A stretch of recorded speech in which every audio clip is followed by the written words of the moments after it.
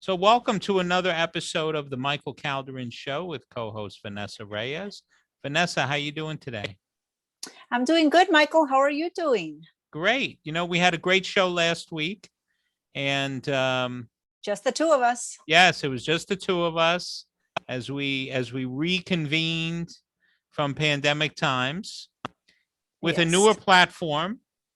Mhm. Totally newer platform. So for those listeners that don't know, we did move away from Blog Talk Radio. Now we're on Anchor, which puts it out on Spotify and Apple iTunes and some other platforms. So it gives you a lot more opportunities to actually listen to the show. And I'm excited about this evening's show as well. So am I. This is going to be, like I was saying, an hour is not going to be enough. Right.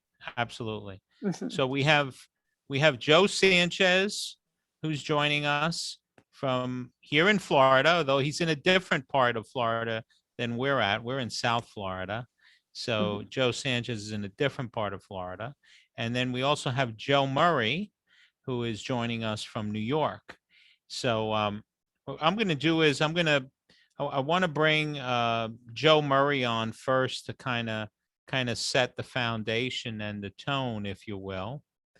And we're going to connect him now. Joe Murray, how are you? Good. How are you, Mike? Good to see you and Vanessa. Nice seeing you, Joe. Yeah. And thank you so much for joining us. We had a great chat last week, Joe. Yeah, it was. And I wanted to kind of talk about your story for a moment because we're looking at kind of I guess as a topic we could talk about injustices, right? So on a nationwide basis, on a national basis, the forum right now is looking at police reform, changes in police departments, calls for defunding police departments, which obviously that's a bit of a stretch, but certainly there is a need. I think we can all agree for a realignment in police departments, from training, from procedures, protocols, etc. But what the stories that people have not heard of are stories of injustices done to members of the police departments by their own departments. And I'm not talking about injustices done to people that were committing crimes or fit the criteria for being a criminal. I'm talking about guys who were good cops doing their jobs and became the target of their department for a variety of reasons. And the public sees the injustice that's done to citizens, but they don't get to see the injustices done from within. Kind of like Joe Sanchez's book, True Blue, a tale of the enemy within. So let's talk about your story for a moment, Joe, because you were also a previous member of the service of the NYPD, and you became an attorney. Tell us about that story. It's a good point that you bring up. I bet you if you talk to most police officers, it's not the work that we do that police officers just don't like. It's the administration, it's the politics, it's the nonsense that goes on, preventing us from doing what we took this job to do. And that administration, particularly like internal affairs and the way they conduct themselves, it's really inappropriate, and it turns a lot of people off to the job. The actual job of answering radio runs and responding to help people, that's what we do. It's a calling to go out there and perform public service. And most cops love that part of the job. It's the other part that really is the problem and needs to be brought to light. My situation came about. I was I joined the police department in 1987. I was 20 years old at that time. You only needed a GED or a high school diploma. And my father was a police officer. I graduated high school. I went to work out in the airport, got my CDL license. I was a truck driver. I also bounced at a bar. But when I took the test, I did just, pretty much like a lot of people in my family. Getting that civil service job and being a police officer was something I always held in high regard. My father and family members, uncles. So I took the test. I got on the job. I absolutely loved it. I was having so much fun. I loved being a cop and doing, I was on another show earlier this week, and there was that guy, Sean Conabar, who was in the subway when that woman was being attacked. And he sprung into action. A private citizen sprung into action, knocked the guy down, got the knife away from her without her being hurt that much, because she was stabbed or slashed a couple of times. But he really saved her life. And I was talking to him about that. I was like, Mike, Sean, when I took the job, crime was really bad in New York City. And this is the kind of stuff we did every day on patrol. And I couldn't believe, I would sit there sometimes and say, I can't believe they're actually paying me to do this, to be like a superhero, to be out there, saving people who are victims like this. So that police aspect of it, and I'm sure Joe is going to go into this, that satisfaction you get from helping somebody, it's just so rewarding. And it's something that we feed off of, and that drives us to move forward. So I love doing the job. I was having so much fun. I was in Midtown North, Midtown Manhattan. Then I went to the 7th Precinct, the Manhattan South Task Force. I really enjoyed what I was doing. I found my calling. I was also a member of the police boxing team, and we competed nationally, internationally, went to England, Ireland, all over the country. And it was just such a wonderful experience, and it kept me in great shape to do the job that we were doing, which is a physical job. Right. Unfortunately, one day I got a phone call from a high school friend of mine. He said that his brother was arrested in Nassau County by 3 New York City detectives.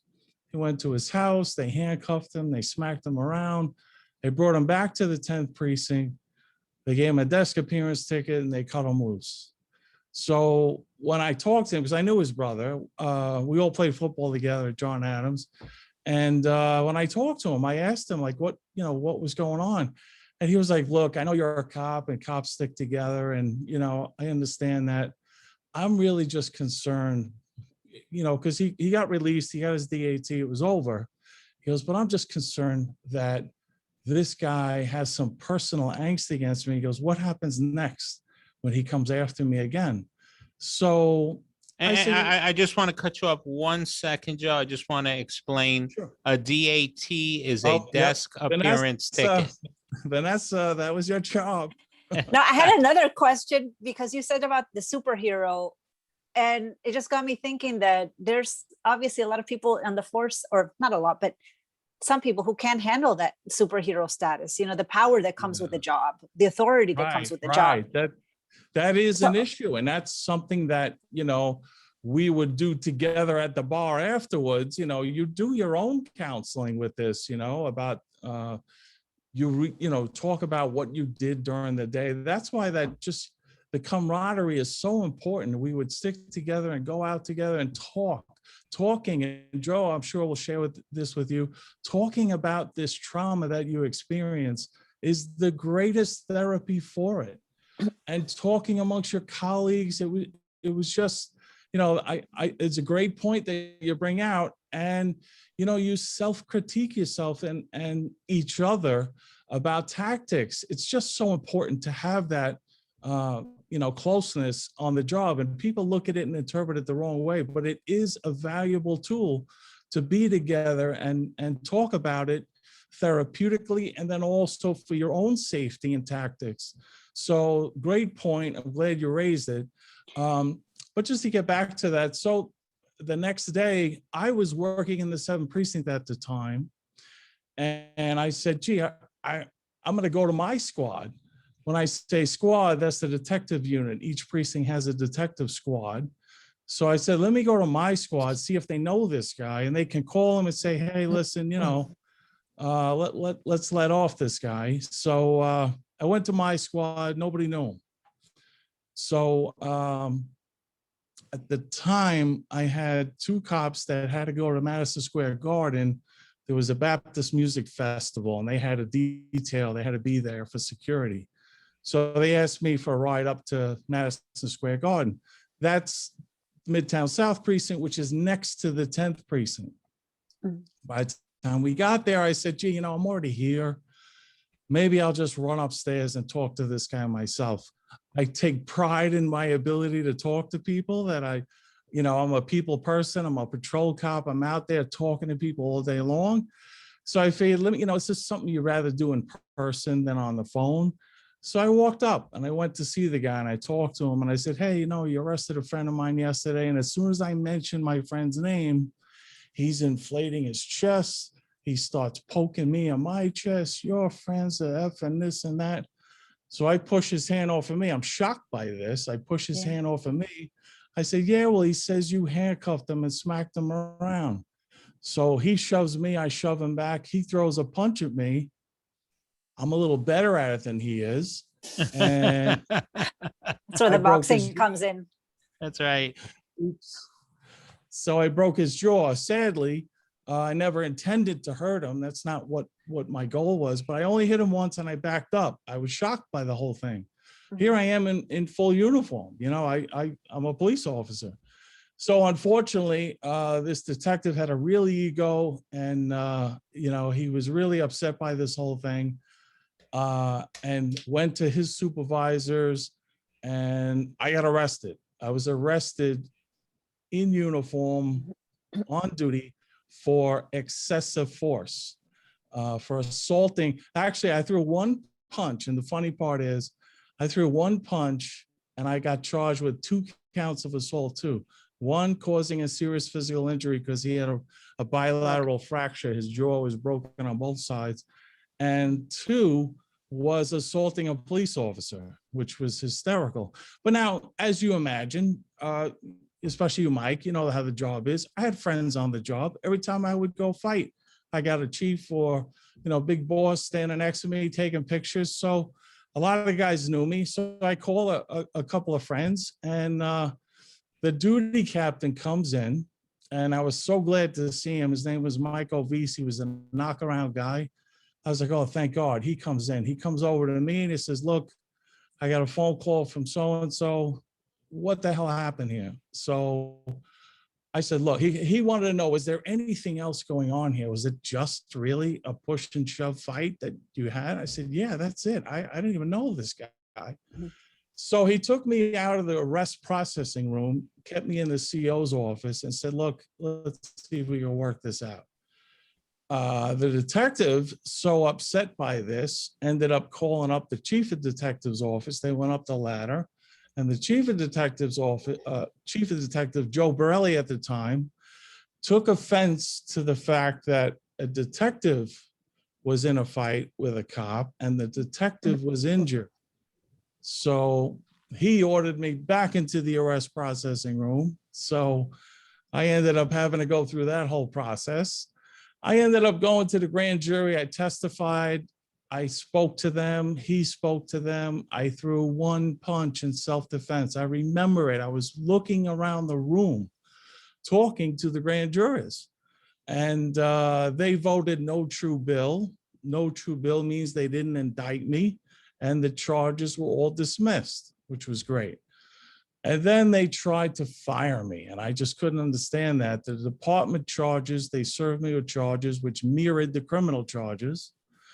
And I was like, you want to fire me? You couldn't even indict me. So I ended up hiring Bruce Cutler at the time. Everyone thinks of him as John Gotti's lawyer, and he's the guy. But Bruce is really, his father, Murray Cutler, was a detective on the job. He was a lawyer. He represents a lot of police officers. Everyone forgets he was a Brooklyn DA for a long time. So he's very friendly with cops, and I knew a couple of cops that he represented. So he represented me, And through his magic, he got me something called a nolo contendere plea. That was important because nolo contendere is essentially you plead no contest. You don't admit guilt, but you accept the penalty. Now, I needed to do that because this detective was suing me for $1 million. Okay.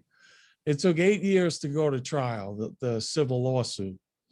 And by that time, I had a criminal lawyer, a civil lawyer, a department lawyer, a divorce lawyer. I was broke. I had no more money. I had to represent myself. You don't get legal aid for civil cases. You'll do that for a criminal case. So I had to try the case myself. I picked the jury, 9 witnesses. I cross-examined all of them. I honestly, Mike, I didn't have a losing day. It was incredible. I knew that case better than anyone that testified there, including this detective. And that was one of the funniest parts. I got to cross-examine him. And as I was questioning him, I was like asking him, where were we seated? Where were you and where was I? So I said to the judge, I said, Your Honor, can I have him step down from the stand and he can position himself where he was and me in front of the jury? And she goes, oh, that would be appropriate. That's fine. We hadn't seen each other in 8 years. So he comes down off the stand and I'm like, yeah, so where was I? You know, he was stuttering and stumbling in front of that jury. It was so funny. And I thought he was at that time, 8 years later, he was a homicide detective. And I said, there's no way I'm going to move this guy. I know guys in homicide and they testify all the time. They're like ice cold in there. So, but he was a stumbling, bumbling mess. So after he rested, they did their whole case, presented their case. And it was time for me to call my witnesses. And I had a few witnesses. I decided, you know, you have to know sometimes you've done enough. Don't mess it up. I felt I did not have a losing day. I beat every one of their witnesses up. The jury liked it. They were laughing with me as we went. So when he rested, I rested. So the jury then comes back with the verdict, and I'm surrounded by white shirts. The court officers, the supervisors wear white shirts, and I'm surrounded by them. So I'm looking up, I'm like, well, this isn't a good sign. He was like, no. Anytime there's a verdict, this is what we do. We come in, we don't know what the verdict is. I said, oh, okay. So the verdict comes in, and it's a defense verdict, completely exonerating me. The first question in a civil jury, it's not guilty, not guilty. There's a whole questionnaire they go through. So the first question was Officer Murray justified in striking Detective so-and-so? And if your answer is yes, report your verdict. If your answer is no, move on to question 2. Was he acting in the scope of employment? Because if I was acting in the scope of employment, the city would be liable. Once the verdict was over, I actually, walked over to him to shake his hand, and he was just so angry. He just stormed out of the courtroom. But I got to tell you, in that 8-year period, my whole life was turned upside down. I was retaliated against. I got transferred so many times. I had to stay one step ahead of the administration because they wanted to fire me so bad. And the PBA wouldn't back me up. There were a lot of cops that knew me and supported me. That's the union, Vanessa. Okay. The PBA is The the union. PBA, yeah. They refused. They said, look, he went against the cop and took the side of a perp. We can't get involved in that. So that Would the was, charges, I have a quick question. Would the charges have been as heavy, or would have there been any charges if the detective was not a detective, if he was a normal person off the street? yes, it becomes a felony for 2 reasons. One, when you assault a police officer, even a simple physical assault that was just one punch, normally that's a misdemeanor assault unless you use a weapon. So because it was a police officer, it raised it up to a felony status. And then the second thing is because he had a bilateral fracture, he had to wire his jaw, they claimed that it was not just a physical injury, which would be a misdemeanor, it was a serious physical injury. Really wasn't under the law as I've learned the law, but they overcharged it to make a point. They wanted to Okay. retaliate against me. Okay, gotcha. But it was really incredible that, you know, that experience, first of all, being a police officer and then facing criminal charges and going through the system, you know, it's an eye-opening experience as to what people I arrest go through, you know? So Yeah. it was really an eye-opening experience, because we say in this country that you're innocent till proven guilty. That is an absolute falsehood. Yeah, Everybody considers you guilty until until you're proven able to innocent. prove yourself. Yeah. So, Hence, and that's I'm why telling you're you, placed in handcuffs, right? that's why you're placed in handcuffs. So, Yes. but you know, I have to say though that the core people that were around me were unshaken by this whatsoever, and supported me. And I thank God through their help and, you know, the grace of God, I am now where I am today. After I won that trial, the judge called me up to the bench and congratulated me and said, "Officer Murray, you did an amazing job. You should consider going to law school." So I happened to agree with her. I loved being on trial. I was like, wow, this is so amazing. Just, you know, being in control of your situation. I have to tell you, I did have a lot of good lawyers, but I got rid of a couple lawyers that I didn't like, who were essentially telling me, "Yeah, okay, I got this kid, I'll call you." I was like, no, I want to know what's happening. What's going on? What are the communications? What are you doing about this charge? When are we going to the grand jury? When am I going to testify? Lawyers don't like that. Lawyers like to be in control. This is their case. They're going to handle it amongst the other cases they have the way they want to handle it. I found a fantastic lawyer. His name was Nick Ravanti. This guy just left no stone unturned, and it was meeting after meeting at the DA's office. Queen for a day. Queen for a day is a great tool. It's when, as every defendant has an absolute right to remain silent from the time you're arrested or even before you're arrested up until the end of the trial. You don't have to say a word. But in a case like this, where there's important information that you should communicate to the DA's office, they allow you, they call it Queen for a day. It's a contract between the DA. I'll allow you to come in, speak to us, and if we aren't able to work anything out and we end up going to trial, we agree not to use anything you said on our direct case against you at trial. The only time they will use it is if you take the stand and you start testifying differently. Then they'll bring it out and say, "Isn't it true that you came into our office and you said this?" But outside of that, it's a great tool because it allowed me to look them in the eye, tell my story, explain exactly what happened. They got a feel for who I am, and they got to hear my version of the story, which was very persuasive. The assigned assistant, I believe, was convinced right away. He invited us back to meet with his bureau chief, and we met with him. And then it was communicated to us through the DA's office that the detective bureau and the detective union was putting so much pressure on the DA's office to indict me, because they were saying they're not going to work with any DAs if they're not going to go ahead and prosecute this case.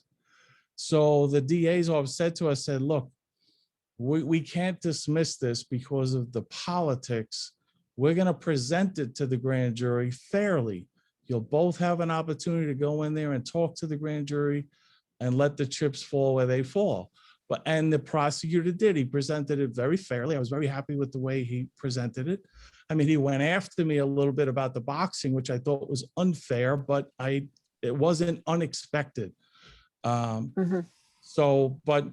you know, that whole process really gave me an appreciation for people that are arrested and accused of crimes that may not be, you know, guilty of the crimes, but the evidence looks like they are, because everyone that didn't know me was convinced I was a madman. I couldn't believe the stories I was hearing that was getting back to me from other cops. They're like, "Wow, you're not going to believe how people are talking about this case." what a nut job you are. You ran up there and hit him with a chair. I was like, what? Oh, jeez. So, Well, you know, It's it like- gets worse and worse with each person that tells the oh, it's story. incredible. Telephone in the police department too. You know this.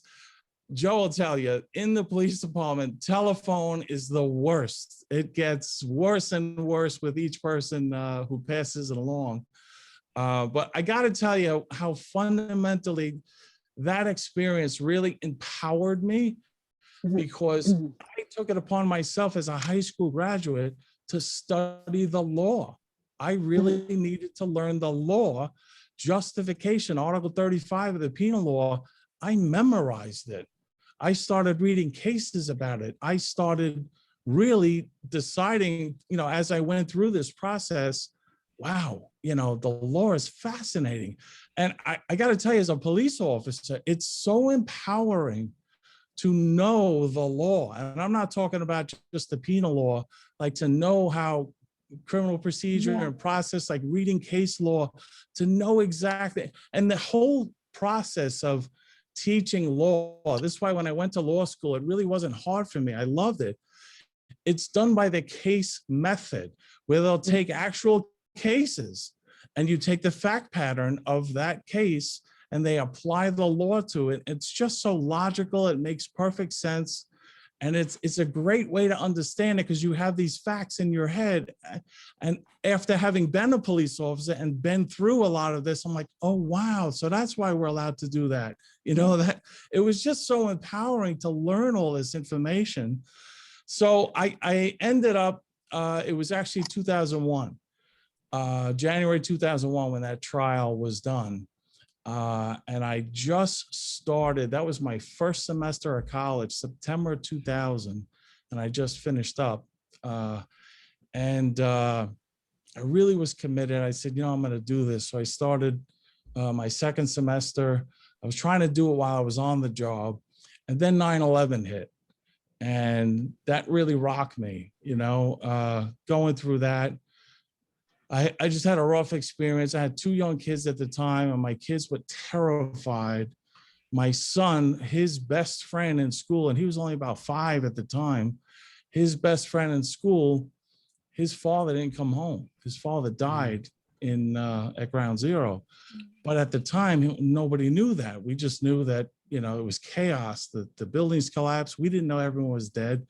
We were down on the pile every night. But my son, I just remember the terror in his eyes. My daughter was 3. She was like, okay, you going to work? Bye, Daddy. Kiss me goodbye. Yeah. My son, though, was, Daddy, don't go. Don't go. Ray's father went to work at the Trade Center. He didn't come home. It was just so painful, and even now, 20 years later, I get choked up, because seeing the pain in his eyes and the fear that he could lose his father. Yeah. So after 9/11, I was down there for a while, and June of 2002, I decided I have 15 years. I'm going to leave. I'm committed. I love this stuff. I was doing great. I was getting straight A's in college. I said, I'm going all in. I'm going to go full time, double up, get my degree, and then go to law school. I was so committed. And so actually, I was so torn. I was so angry too. I was very close to joining the military, but it was my son, more than my daughter, but my kids. I decided I'm either going to go kill terrorists, or I'm going to go, to law school. And Right. because I had that anger in me, seeing all that destruction and the people that that perished there, and the pain that was brought down on so many people. I really felt that, what, I'm the guy that could go there and tear these people up, but I'm glad I didn't do that. And I am so thankful to guys like Joe Sanchez and other people that join the military and put their lives on the line for us in this country every day. So I didn't. I went to law school, and I love it. It's a second career for me, and I get to do what I love most, helping people. It's the same work I do as a cop. It's amazing. Right. I'm helping the same people. I'm a criminal defense attorney now, and I'm out there, you know, because even when we arrest people, Joe will tell you this, we arrest people, they're not our enemies. And we try to talk to them. We try to help these people, you know, and especially the kids and stuff. I love boxing. I would invite them down to the gym. So I found myself now being an attorney doing the exact, so many people can't understand it. Like, how do you go from being a cop to a criminal defense attorney? And they really don't understand. I'm doing the same job. I am Right. helping the same people. I'm just helping them in a different way. So, you know, one of the things that was really interesting, I was in Queens at the end of my career, and I would, you know, make arrests and bring a prisoner to Queens Central booking, and I'm wearing a blue uniform. I walk in and, you know, you get snarled at, hey, you're a racist, this, that, whatever, pig. And I walk through and I deliver the prisoner and I lodge him and I leave. Now, as an attorney, I walk through the exact same central booking into the cells to interview someone who's arrested, who's going to be arraigned. And I'm the same guy. I'm just wearing a different uniform. And, you know, the difference is, oh, hi, sir, can I talk to you? Hey, please, can you help me with? And it's only because of what I'm wearing. I'm the Right. same guy that I was, you know, F you, you pig. And this, it's just amazing, you know, like from a sociology standpoint, you know, the way we look at different groups and how they interact. It's really what I'm wearing. It's not even my color of my skin. Right, What I'm right. wearing that causes people to react to me differently. Yeah. You and Joe Sanchez definitely have a different perspective as far as lawmen go. I want of to the tell you law. though, after, you know, becoming a lawyer, I love helping people. I always did as a cop, and doing this now.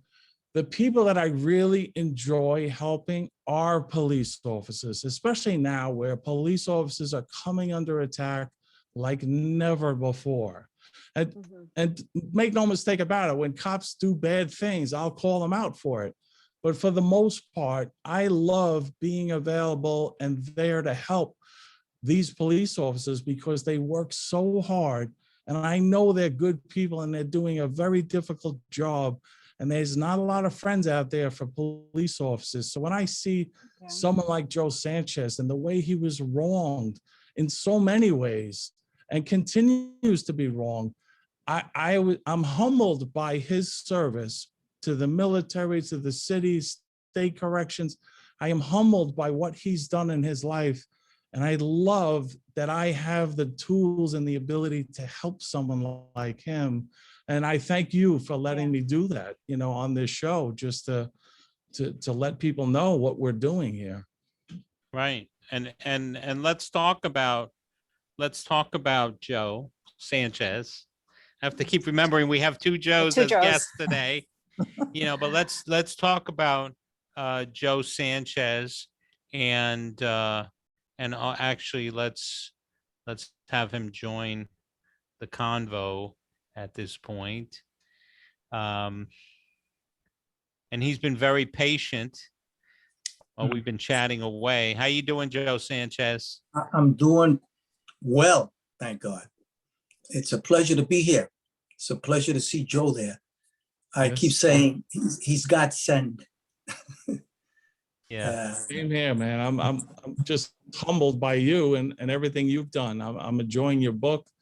And let's get something done here. I think it's time. Thank you. So let's help Vanessa and some of the other listeners that haven't had an opportunity to get a synopsis, you know, of kind of what's happened to Joe, you know, in his career. You know, I always told him his biggest mistake was going from Port Authority to NYPD. Should have stayed with Port Authority. No, but look at all the good he did, the amazing work he did, you know, in coming to the NYPD. I mean, well, that's true. That's true. That's true. So let's talk about his story. Who wants to lead us on that? Joe is an expert at telling that story. He wrote a book about it, and we're going to try to make a movie out of it. They should, really. That would be nice. Let's see. That would be nice. I co-wrote 4 books. Latin Blues was my first year with the NYPD in the 90 precinct, Williamsburg section, with my Cuban partner, Louis Herrera. God bless his soul. He passed a few years ago. And then let me begin. Look, my name is Joe Sanchez. And I'm sorry, Joe, I just want to mention, I've known Joe since 2007. I met him. He came down. We lost 2 deputies in the line of duty in 2007. And Joe and I were both involved in the Latino Officers Association of Florida at the time. And Joe Sanchez drove all the way from where he lives down here to South Florida. So it's a good, I don't know, 4.5-hour drive from where he lives to come down here to pay his respect to the deputy that was killed in the line of duty. And that's when Joe and I got to meet face to face for the first time. So I just want to, that's the type of guy he is. I just wanted to say that. Not surprised at all to hear that. Yeah. Thank No, you. go ahead, Joe. I'm sorry, I cut you off. Yeah, my name is Joe Sanchez Picon. I was born in Santurce, Puerto Rico, 1947. My mother, my father moved in the mainland in 1951, 52. I lived in the Lower East Side. I lived my mother was always moving. We were like gypsies. She separated from my dad, but my dad was always there. It was like he never left. Always there. Circus came in, rodeo, coney. And my father, Wow. he was always there. I miss him. I love him. And my mom, they're in heaven. And but anyway, yeah, I lived not far from Hell's Kitchen. We moved to the South Bronx. When I was 11 years old, I got arrested because I got involved with 2 older kids, one 14, 15 years old. They asked me to get a screwdriver from my apartment. I didn't know what they were going to do. They told me to escort them. They started prying open a parking meter. Transit cop, plainclothes transit cops came by. We took off. In the long run, we were all arrested. I wrote that in my book. And I was 11 years old. And from that day on, I said, gee, I want to be a good guy. I want to be a cop. And I graduated from Theodore Roosevelt High School. I pushed my draft. I couldn't get into the Army, the Navy. Every time I went down to the Whitehall Street, they would at 3 o'clock, they would send me home. So somebody told me, push your draft. So I pushed my draft. I got the one-way token to Whitehall. I got the letter from President Johnson, and I was drafted into the Army. I served with the 1st Air Cavalry Unit. I was a sky trooper. And back at me, I have the guys that I was wounded with. I was wounded with Robert Martinez, the medic, and I was John White. I was wounded with Sergeant Fred Booker. I was his forward observer, carried the radio. I was also a rifleman. And that was my birthday. I got wounded my 20th birthday, almost lost my life. But God has been always with me. The Lord Jesus Christ, always with me. I come home and I decided, I drove a cab. I worked at Lincoln Hospital as an ambulance driver. I also worked in Harlem Hospital. And I took the NYPD test in 68. And they rejected me for everything they can think of. Joe, can I stop you for a second? Because you really are glossing over this, your military service and the fact that you were wounded and that whole grenade attack, and you were in the hospital the longest. I mean, just to share how you felt as a 20-year-old man, on your 20th birthday, what that was like, and the fact that grenade hit you and you thought you were dying, and, could you share some of that? Oh, sure. It was my 20th birthday. I was out, we were on a patrol, and we were looking for the enemy, the VCs. We found their camp. They had moved. So the birds came to pick us up. The Hueys brought us back to camp. And I was writing my mother a letter telling her I was a clerk. I didn't want to worry my mom. I always thought I had a good job. It would break my mother's heart if I even mentioned that I was in a combat situation. And but another platoon made contact in the village that we had been in. And I had to get back on the helicopter with Sergeant Fred Booker. We landed. They already had a few Viet Congs that were captured. And like I said, then it was a skirmish firefight. And it just happened that helicopter was hovering above some trees, and they threw a red smoke with single enemy. And we approached that area when the VC lobbed a grenade at us. And I thought I had been shot in the head, because you feel the concussion and everything stops. And the first thing I said was, "Ay, mami, me mataron." In Spanish, "Oh, mom died. They've killed me." I went down. I didn't feel my, we call it the Prick 25 radio, which was about 30 pounds. I only weighed 130 pounds at the time. Everything came down fast. Sergeant Booker fell to my right. I couldn't do anything to help him. I was paralyzed. He fell to my right. He looked like a mannequin, as I wrote in my book. And everything went from fast to slow motion. Everything just slows down. And you come back when you hear the ringing in your ear. That's when you come back. And when I came back, I just hear boom, boom, boom, boom, boom, fire. And I got out of the hole I was in. I was limping because I got hit in both legs and my arms. And when I got out of there, I look up and I see jets flying by. I see 2 jets just flying by, because they weren't far from aircraft carriers. And I'm still suffering from the concussion. And all I'm thinking, boy, this looked like a John Wayne movie, I was thinking, Mm-hmm. And somebody put me down. They patched me up. Hueys come in, the medevac. They take me to it was LC Betty. We were treated there. Next to me was Sergeant Booker. I mean, they were trying to keep him alive. They were doing a trick because he couldn't breathe. And he's right next to me, all full of blood. They're trying to patch him up. In the long run, we were transferred to the A Field Hospital, about 100 miles or so in a Trang, but that's where they operate. In the field, they stopped the bleeding, so and so. And I saw a lot of things in that hospital that affected me a lot later on when I came home. And I had lost also another friend of mine. This was in a different firefight from way back. He lost his life. In 1997, I was able to visit his parents. They're both deceased now in Philadelphia, and they wanted to know how Lenny Palullo died. And I told him, Lenny had told me, "Joe, I'm not going to die in Vietnam." And it was this was during almost Christmas, 2 weeks before Christmas. His birthday was Christmas Eve. And I thought, Lenny, you and I are going to make it home. Lenny died a month and a half later. He was killed in action. So these are things that worked on me when I come home. Joe, how long was it before you were able to actually, from the time that happened to actually going on with all these jobs that you've worked in, how long was that window of time? No, well, I came home. I was a cab driver. I drove an ambulance. Like I said, so you just started right away after something that traumatic usually would put people out of commission for a long time, but you were able to go back. I took the test in 68. I got home in 67, took the test for the NYPD. I wanted to be a cop. Wow. I wanted to serve and protect. I respect the cops. I love them. It seems like such a high calling. I want to know why. What is it so important about, so compelling about being a cop, about being a police officer? For both of you, I guess it's the question applies. I wanted to serve and protect. I wanted to catch bad guys. I lived in the spooky areas, and I says, I want to be one of the guys here in blue protecting these people living here. And I got the opportunity when I became a Port Authority police officer, because they called me first.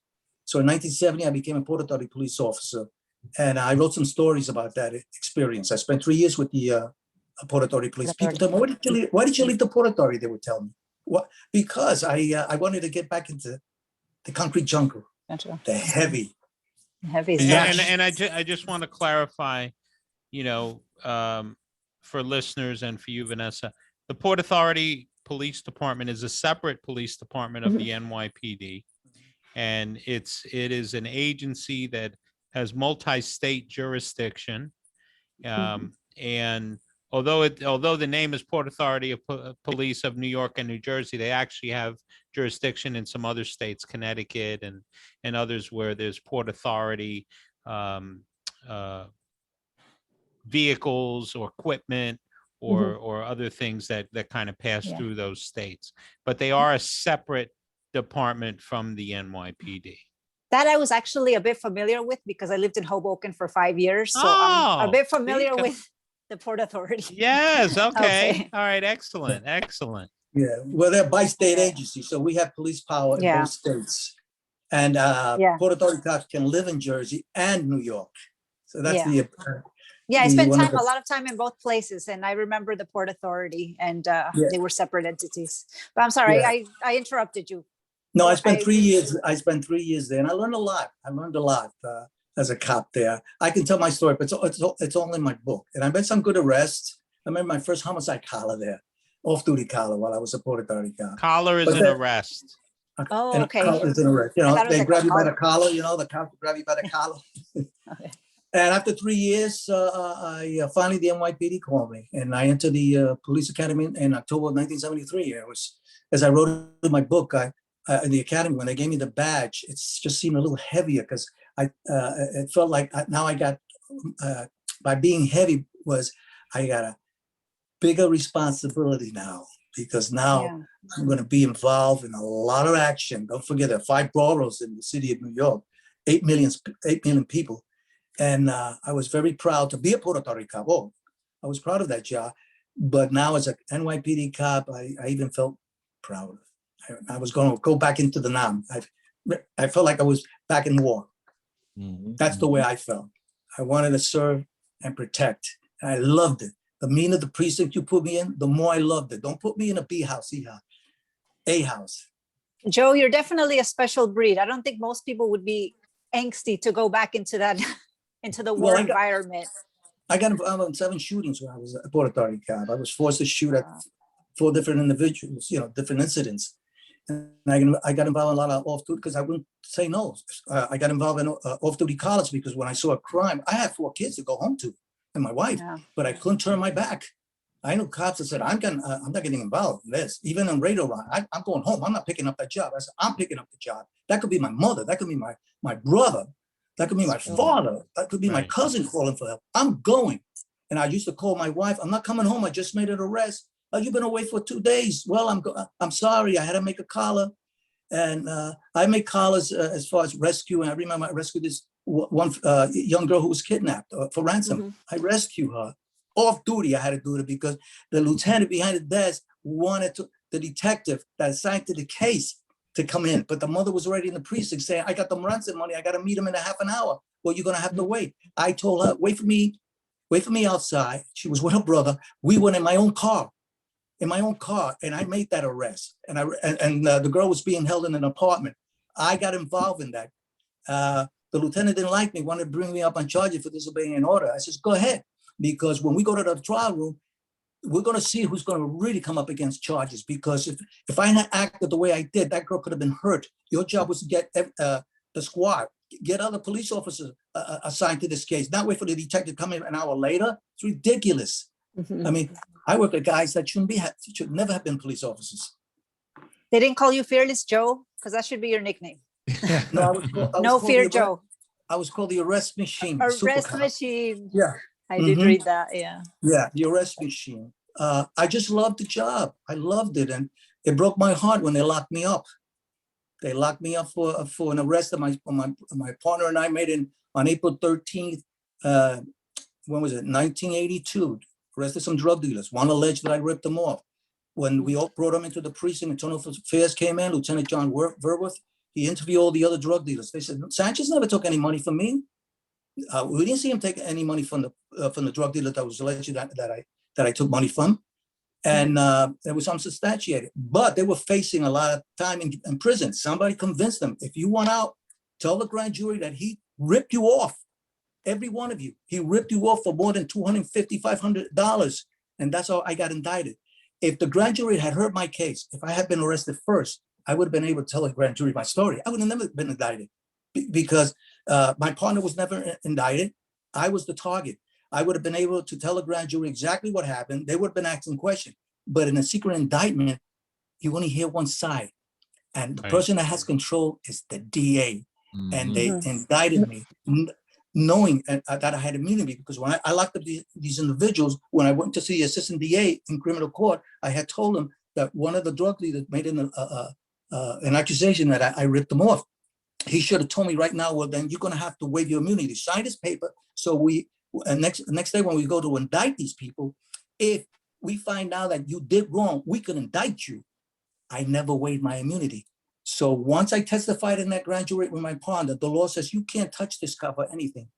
They indicted me anyway. The special state prosecutor, and I'll name him, Thomas Duffy, and the henchman, his assistant DA, Joe Hester, knew I had immunity. They broke the law. They indicted me anyway. So when I was indicted, I went to a trial for nothing, That case was later on, and then the new special state prosecutor came in, Charlie Joe Hines. He took over. Duffy went out. Charlie Joe Hines came in as a special state prosecutor. He said, what did they do to this kid? He dismissed the whole indictment. So it was nullified like it never happened. So I'm telling the department, I'm telling my lawyer, can I get back on the job, please? I don't care if I have to sweep the precinct. I want my job back. I broke the police code of silence prior to this, which meant they call it The ratting blue out. wall. Yeah, I blew the whistle on a lieutenant, special lieutenant, and my captain. I wore a wire. Internal Affairs wired me to do this. In the long run, they leaked it to the lieutenant. They leaked it to the captain, and eventually they went back and said, "We got to get this guy." And what did they do? They reached out to these drug dealers that I arrested with my partner, and turned the tables on me. All of them said that I ripped them off. So just to clarify, Internal Affairs wired you up To get a lieutenant and a captain. to get For two members of corruption. the department, right, who were allegedly corrupt at the time, Right, because I had information that they were. and then they turned the tables on you, Yes. right? Because obviously that We got to get rid lieutenant, of this guy. We got to right, get you. that lieutenant and the other guy obviously had a bigger friend in the department than you did. Or The as they friend said was- back in that day, a rabbi. The friend Right, was actually in internal affairs and was tipping him off to what Joe was doing. That's how Oh. bad this was. Yeah, because I ran into other officers. I ran into two officers that got along with the lieutenant. And they had warned me. They warned me because something happened between them and the lieutenant that they didn't like. And they two of them had approached me and says, I hear you going in. One told me, going in, they're going to lock you up, Joe. And I told them, if anybody's going to be arrested, especially it's the lieutenant, because I had faith. I never thought that the police department would do something like that. Yeah. Would actually Can you betray me. share some of that information about this lieutenant? I mean, some of the stuff was just incredible. And then at those other business people that you ran into who, the information that you learned about him. Right. Just to give everyone a sense of who this guy is. He was a bad guy. He was a bad guy. This lieutenant would come in on his day off and grab an unmarked police car to do his business. You can't do that. And even when his tour was over, he'd go out, grab the key, get in a police unmarked car to do whatever he was doing. In regards to, he was involved with the business, gente que tenían bodegas, businesses. And that's they took care of him. Whether it was, there was one particular guy who had a supermarket, whether he needed steak, whatever. This guy, I got him on a wire that told me he would travel with the lieutenant to Puerto Rico, to Santo Domingo. And I saw pictures of this lieutenant where he was having sex with younger girls, underage. I saw them when I was, in other words, when he trusted me. Because I used to play softball with him. And he was so proud of it, he called me one day and said, hey, look, what do you think about this, Joe? And I'm looking at it. I only regret that I wasn't able to steal one of those photos that I could use later on to defend myself. I reported him for that, for having sexual intercourse with younger girls. I'm talking about under 15 years old in the Dominican Republic. And those are one of the things that I had told Internal Affairs about. And he was also, when it came to guns, he was getting guns and handing them out to people that shouldn't have guns. I learned about that also. So I took it These upon are myself. guns that are being picked up off the street that he's handing out to his friends in the street. Of course. And you get cops that find guns and they keep them. Right. Is he And- still in the force, or No. I mean, when did he get? He retired in 1987. He retired in 1987. And he had reported me as far as trying to falsely accuse him of doing something. And I had to keep my mouth shut because when I went to the department trial room on the case that he accused me of trying to falsely accuse him of something, I thought Internal Affairs was going to come to my defense. I was waiting. Come on, guys. You wired me up. Nothing. Double It was like crossed. I was double crossed by Internal crossed. Affairs. That tape never showed up. Never. Even when I called, when we were, the case that the incident where my partner and I arrested the 5 drug dealers, when we follow one particular drug dealer, okay, into a building, I notify Central. We got a suspicious mail. We're following them into a particular building. Central is says, dispatch. the Vanessa. dispatch. Okay. You need any backup? I said, no, we'll advise. I told my lawyer, I want that tape. Get the tape where I notified Central that we were following this particular guy, because the way the prosecutor was making it look like we knew him. We knew that he was going to come into the area that particular day. I was told that there was a misfunction with that tape and it wasn't available. They did everything to send me to prison, everything to have me convicted because I broke the police code of silence, everything.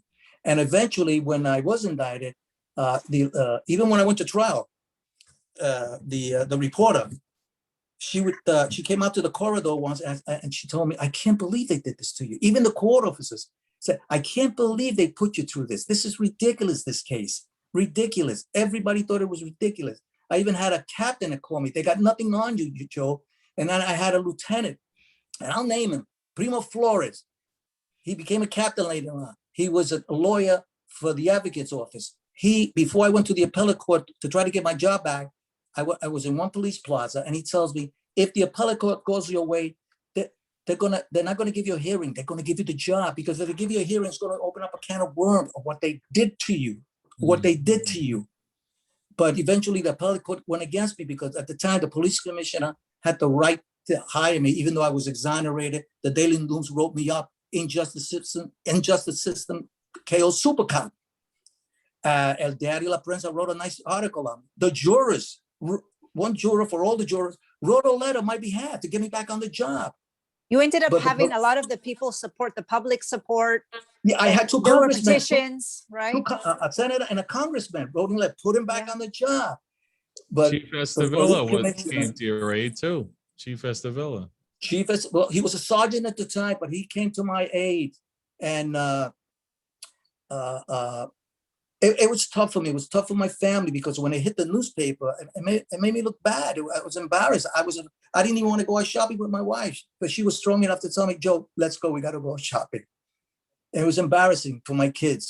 But when I was exonerated, even the Journal News in Rockland County, where I live, they wrote a nice story on me.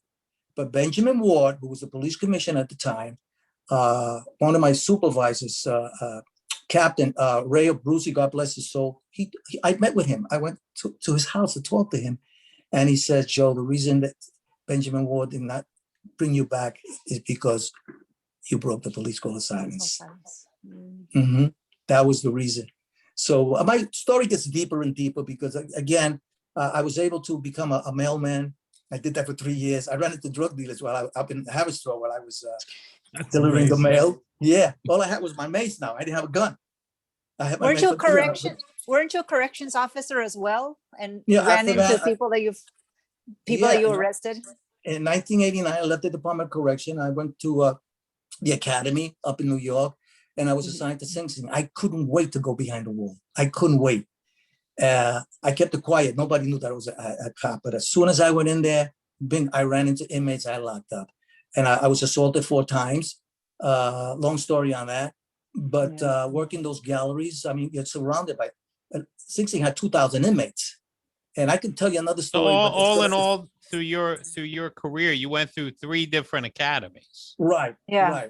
Right. But there are cops that never would have done what I did in going into the belly of the beast. They say, you got to be crazy. Oh, Yeah. It's not that I was a correction officer and then I became a cop. No, I went into the belly of the beast. But I loved it when I ran into an inmate that would recognize me. One guy said, you're a legend.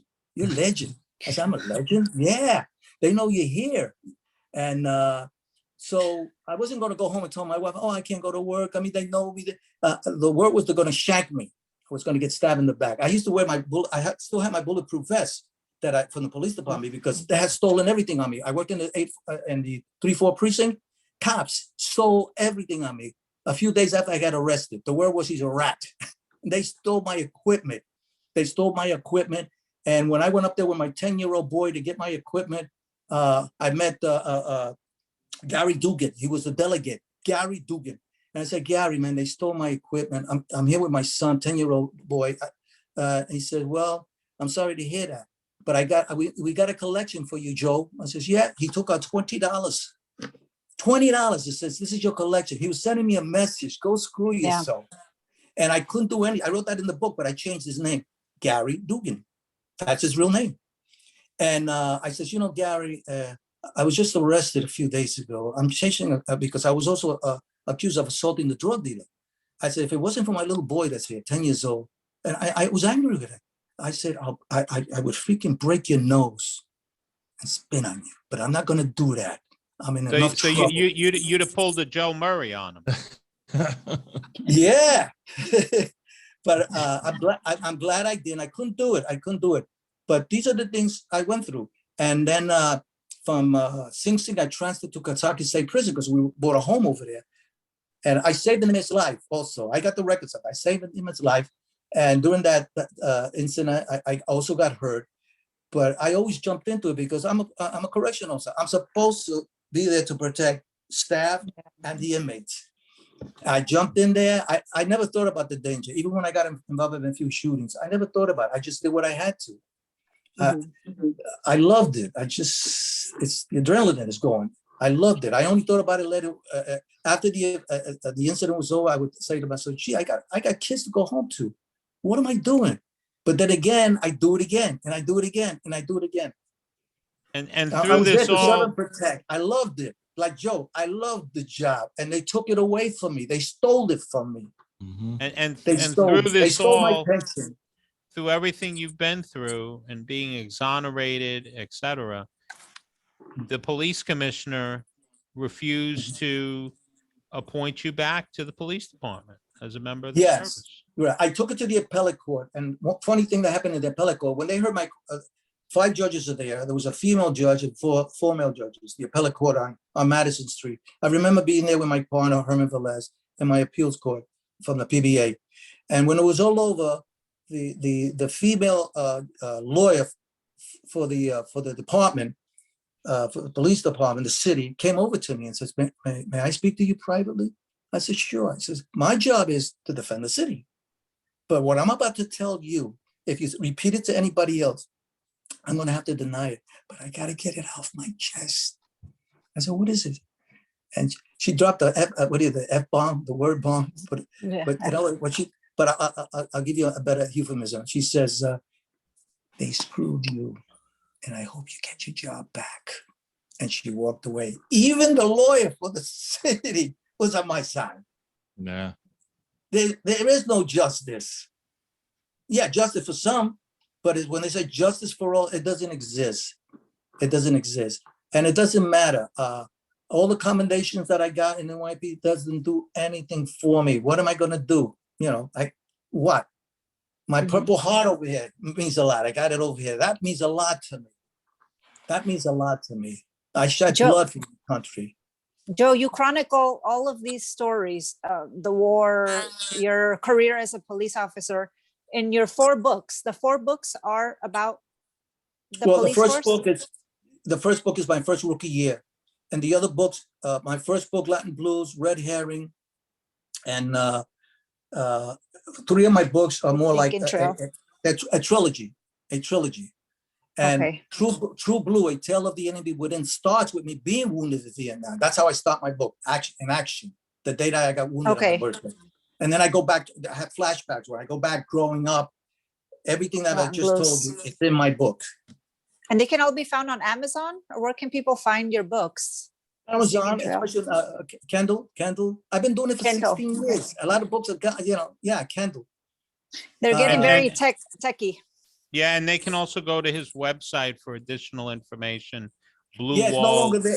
BlueWallNYPD.com. www.bluewallnypd.com. And Bo Dietl, I did a show with Bo Dietl, and he helped me out a lot. Bo Dietl put me on his show, and I told as much as I could, just like I'm talking to you now.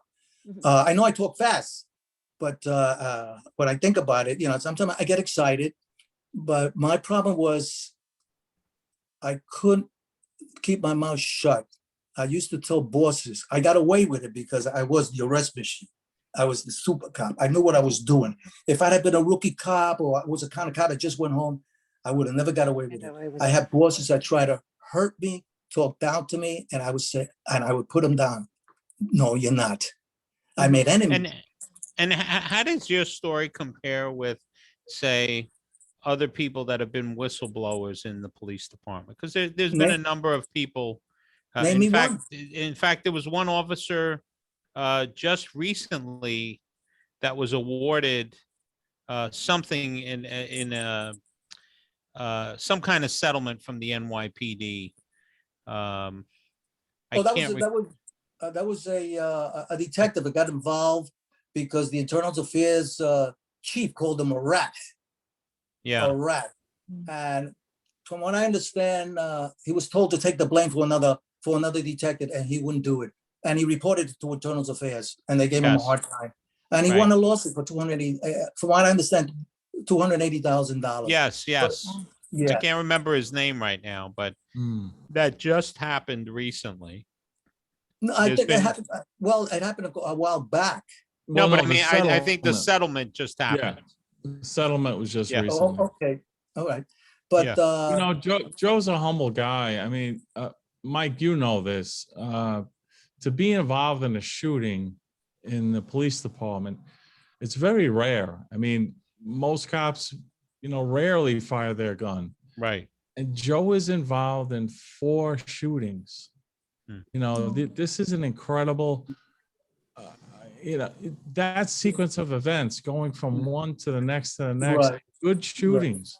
Where he saved people's lives. There was 7 shooting incident, but I had to aim my gun and shoot at others. The other incidents I had to take cover, but I was involved with 7 shooting incidents. Right. 7 where you actually fired at. 4 where I actually fired at. I'm sorry, 4, but 7 where you were involved in the shooting. Yeah. Yes. Yeah, it's right there. I see it right there. But I mean, that's so rare. And that just speaks to who he is. This guy was Johnny on the spot. He was sniffing out crime, and it was like a magnet. He could pick it up on the street, see the way somebody's walking, and see the way somebody's reacting, and jump right on it. Super cop is an understatement. My captain, my good captain Raymond Brucey, would call me in to help out the detectives on homicide cases, and I make the collar. I go out with them. I knew where to find the bad guy. Right. Even the FBI used to come to the precinct. We need Joe Sanchez, looking for this guy. The FBI would come looking for me. With all the fraternal organizations in the NYPD, and there are a lot, probably more fraternal organizations in the NYPD probably than any other police department in the country, right? And they're fraternal organizations based on race, religion, sexual identity, or orientation, just a ton of fraternal organizations. There really should be like a fraternal organizations for survivors, for people that have really been, internally that have been part of a system that really turned on them. And again, getting back to what I said earlier, the community and the public, they never hear about injustices that happen to police officers and other government public servants and government employees. They hear about, other high profile crimes and suspects, but they don't hear about situations like this where you had someone that was reporting wrongdoing, and then they essentially set him up, lately sorry, Michael, no, but lately the rhetoric that people like me hear are in the news are basically what cops are doing wrong on the street. What they're doing to the, I guess, normal people. What do you call them among police officers? Citizens, regular citizens. Civilians. Civilians, right? Yeah. So what they do, that's what we hear. You know, we don't hear about all of this. Right. So this is going to be definitely news for people who are not in the know. Mike, can I about say the something? police Listen, out of the 12 years that I spent with the NYPD, a lot of cops go to CCRB. They get complaints, civilian complaints. So Right. CCRB. CCRB is, hold on, Civilian Complaint Review Board. Okay. In 12 years, forget about the drug dealers. They were always complaining about me. They would even call the prison to see if I was working. If I was off, then it meant business for them. But anyway, I had one complaint in 12 years. One. And I'm reading what these even bosses have 40, 50, or 100 complaints, 200. I had one.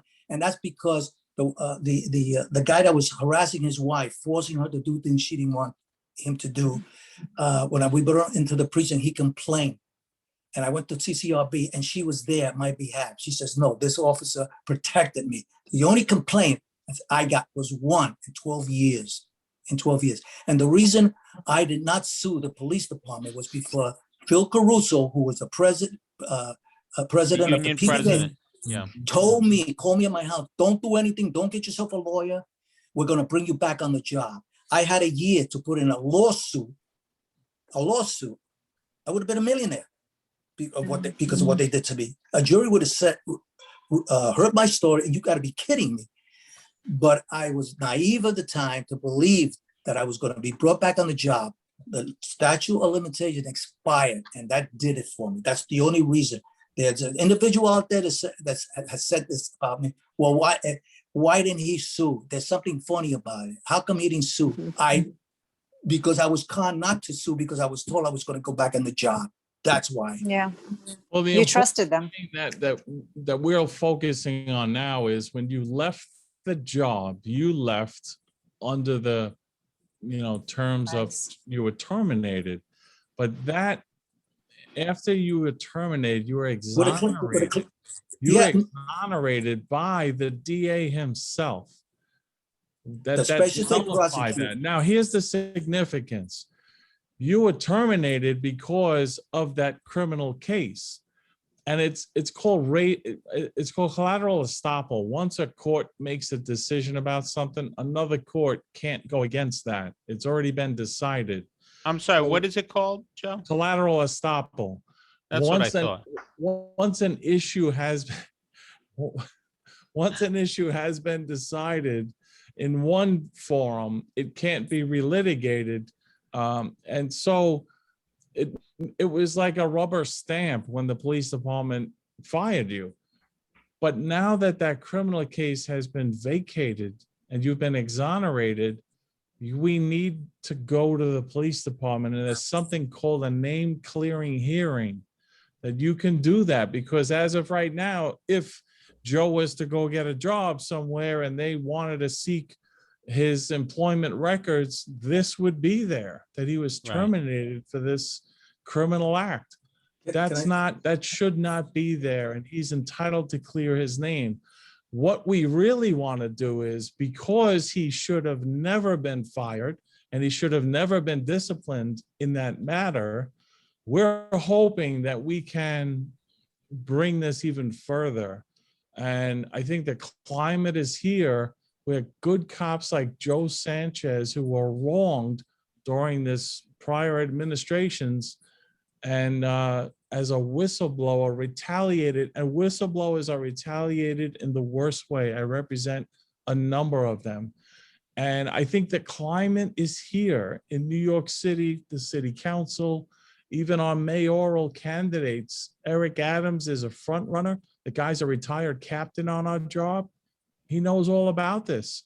I interviewed Eric years ago, and he was telling me when he joined the job, I think it was like 81 or 82 when he came on the job, he filed a lawsuit because disproportionately Black applicants were being disqualified for failing the psych review.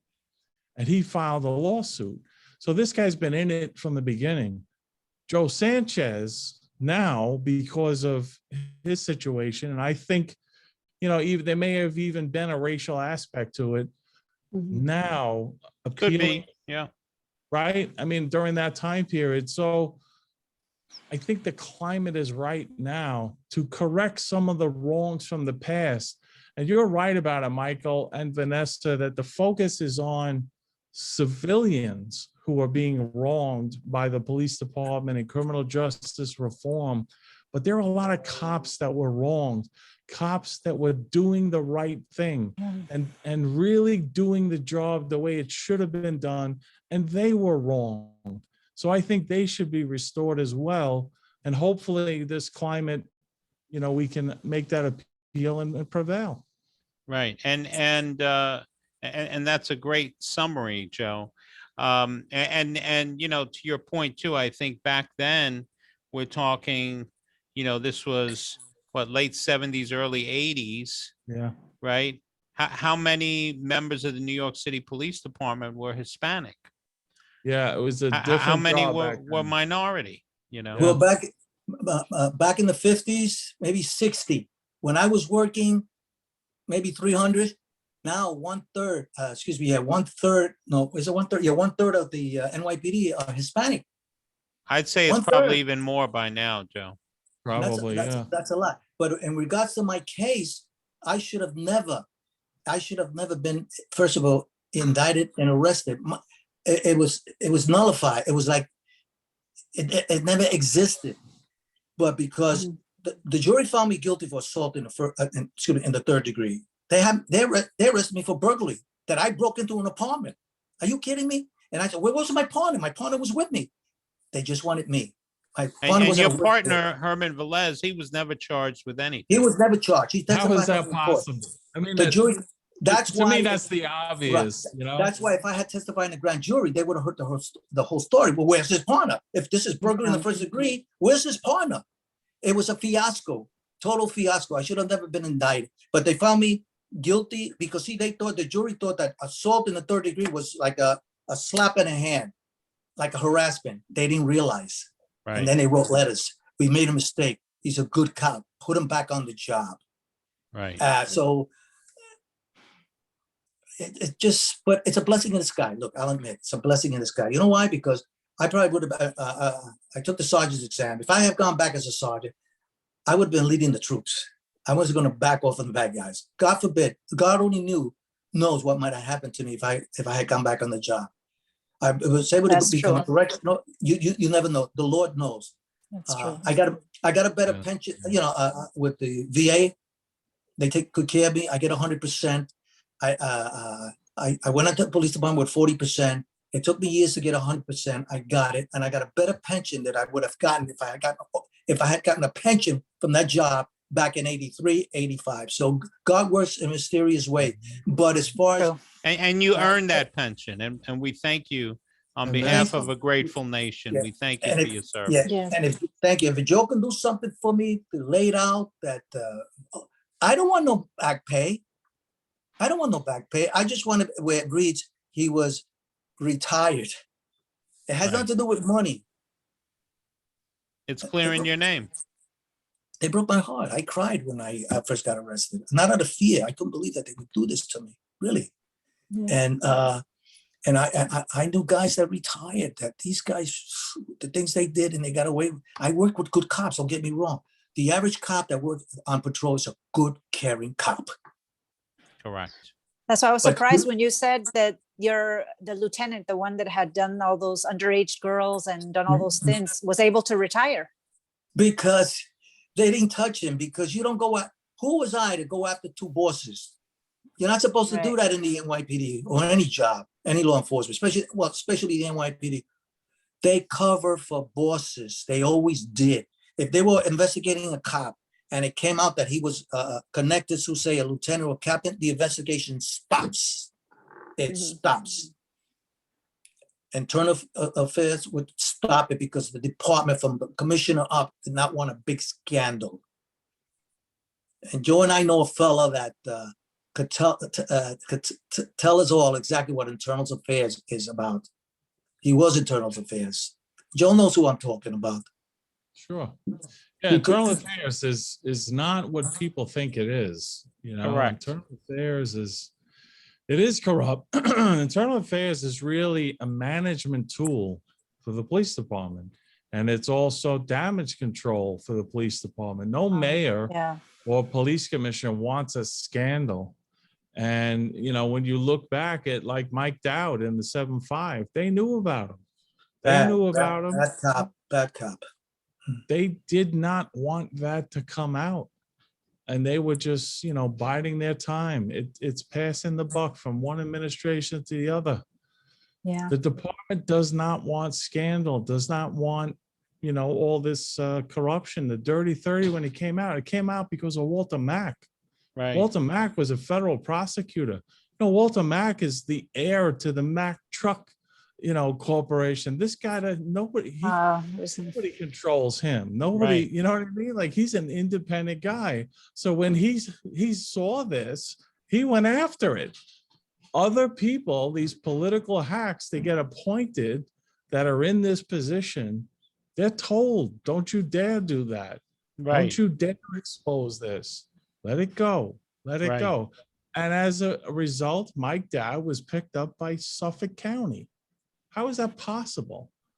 That our own people couldn't pick this up, that Suffolk County had to pick it up. Right. Right. It's just outrageous. And people don't realize that. That's what internal affairs is. And they Yeah. go after guys like Joe Sanchez. Why? Because number one, he's a whistleblower, and he was reporting and wired up on a lieutenant and a captain who were very popular, and they had people in internal affairs. This is how crazy it is. People in internal affairs, he was getting wired up to go after these guys. They're telling them. That's ridiculous. And the sergeant that wired me up was the one that locked me up. I mean, it's terrible. Right. Right. Locked me up. He never had a chance. And that's why Ben Ward, let's think about this. Ben Ward does not want a scandal. Joe Sanchez is a danger to Ben Ward. Yeah, Benjamin Ward was the New York City police commissioner Right, right. at He was the the time. commissioner who had the power after Joe was Reinstate him. exonerated to put him back. He had the Super power. who is in the top 10 of overtime earners because of his, you know, super arrest machine. He was constantly making arrests. Is This Ben guy Ward is- still alive? No, he passed away. No, he passed away. And may I say something? One of the embarrassment situation I was when I was arrested, joking, can tell you about his. It was similar to his, because when they brought me into central booking, one particular girl that I used to work for, she came in. She thought I was bringing the two internal affairs guys in, and she came over to say hello to me when she realized I was the one being arrested. She just walked away. I can tell she was embarrassed for me. It was very embarrassing because I made a lot of arrests down there, and I'm walking in as the perp. And the same thing happened to Joe. Right, Joe? It's amazing. When I got arrested, a good friend of mine from the boxing team processed my arrest. He was like a pit bull. He Wow. wouldn't let IAB near me. He says, I'm fingerprinting him. I'm going to process his paperwork. He wouldn't let him cuff me. I was in the back seat, and he was like escorting me, and lieutenant and sergeant from IAB were in the front seat. So when we get to central booking, I walk in, I'm a Manhattan cop. I make arrests there all the time. So they're like, hey, Murray, what do you got today? And I'm not cuffed. So I was like, yeah, I'm the customer today. And they were like, what? I was like, yeah, you know, it's embarrassing, you know, Sure. because this is, This. it shouldn't be this way, you know, like. Definitely two different perspectives from both sides.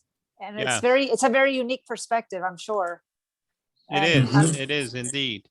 And I hope that you guys keep us posted on this show with, you know, with the progress, because I know this has been a long plight for Joe Sanchez, and I really hope that, you know, that we can all see this thing get resolved, and his status can be changed to, you know, officially retired from the NYPD.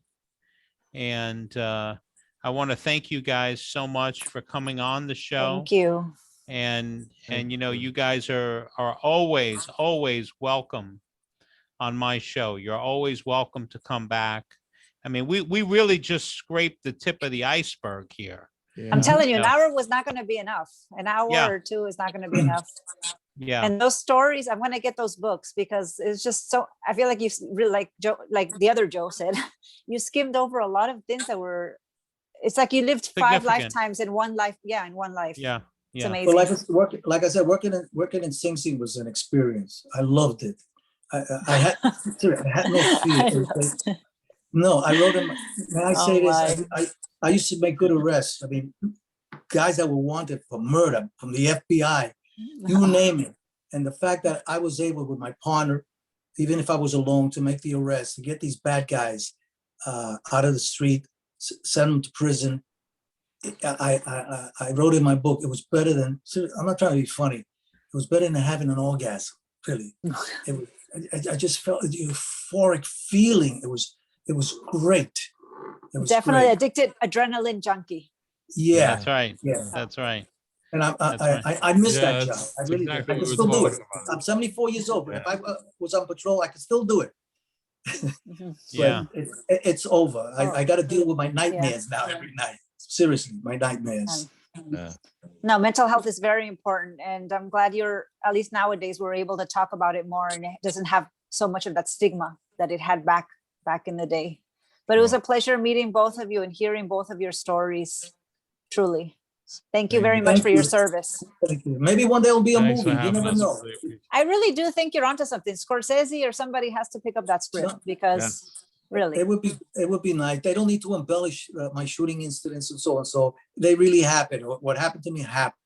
They don't have to embellish Yeah. it. No, definitely. Right. No, absolutely. Thank you, gentlemen. Yeah. Thank you. Appreciate it. Thank you guys so much for coming on. And God again, I bless want you to all. thank you likewise. And again, I want to mention bluewallnypd.com. Check out his website. Joe Murray, what's your website? Give us your website. It's jmurray-law.com. JMURRAY-LAW.com. Fantastic. So particularly for those listeners in the New York area, you got a great attorney up there, Joe Murray. Definitely look him up. He's our new legal consultant on the show. Yes, sir. Okay. God send. Yes, absolutely. So Yeah. thank you God send. all. We're gonna Thank you. continue to monitor this story very closely, very closely. I think I'm gonna have some folks come back on that have worked internal affairs to give us that other perspective and some of that inside information. We did have Billy Nolan on previously who had worked IAB. For some reason, I think I had somebody else at one point on the show. I can't remember now. It's been a number of years that had worked internal affairs. But Well, Billy Nolan, I mean, he can tell you so much about oh intelligence yeah, affairs. absolutely. That's for sure. That's for sure. Absolutely. Absolutely. But thank you so much, everyone. Have a wonderful week. And to our listeners, you can always now just look up the Michael Calderin Show on Anchor, and you can listen to all our previous podcasts. We thank you so much Okay. for tuning Thank you, in guys. to the Michael Thank you. Calderin Gracias. Show. Thank you very much. Gracias. Muchas gracias. Sí, Bye-bye. God bless.